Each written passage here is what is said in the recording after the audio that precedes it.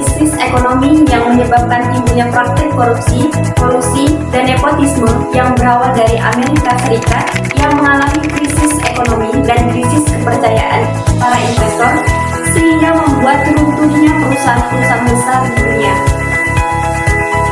Sir Bernard Oakley Edge di tahun 2002 yang berisi penataan kembali akuntansi perusahaan publik, tata kelola perusahaan, dan perlindungan terhadap investor, sehingga undang-undang ini menjadi acuan awal dalam penjabaran dan penciptaan good corporate governance di dunia.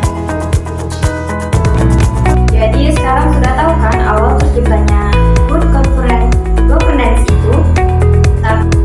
Apa sih good corporate governance itu?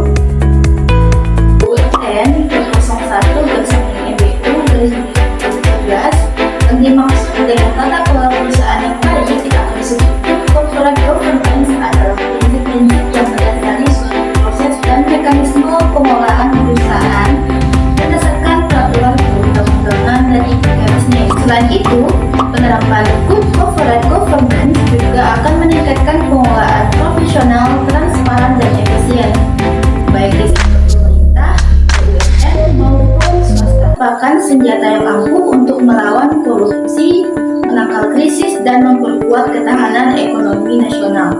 Good corporate governance merupakan suatu praktik pengelolaan perusahaan secara amanah dan prudensial, dengan mempertimbangkan keseimbangan pemenuhan kepentingan seluruh stakeholders.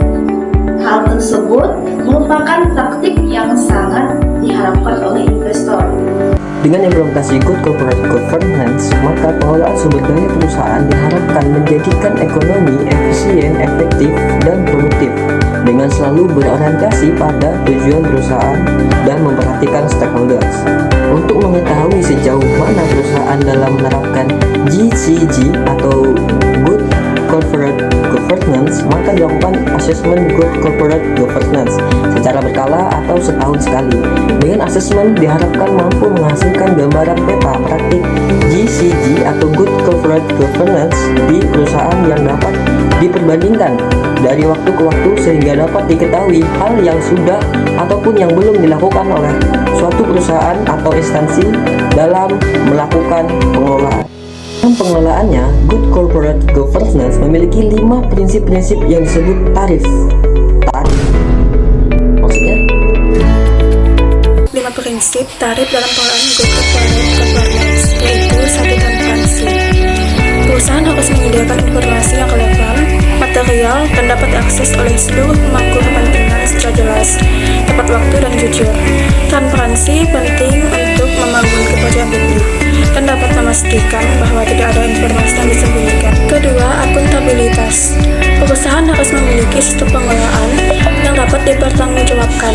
Artinya, setiap keputusan atau tindakan yang diambil harus jelas pelaksanaannya. Yang ketiga, responsabilitas. Perusahaan wajib mematuhi peraturan perundang-undangan yang berlaku, serta bertanggung jawab terhadap masyarakat dan lingkungan dalam menjalankan aktivitasnya. Independensi. Perusahaan harus dikelola secara independen, tanpa berpengaruh dari pihak manapun yang dapat mengganggu objektivitas dan profesionalisme dalam pengambilan keputusan. Dan yang kelima, kewajaran. Perusahaan harus memperhatikan kepentingan seluruh pemangku kepentingan, termasuk pemegang saham, karyawan, konsumen, dan masyarakat.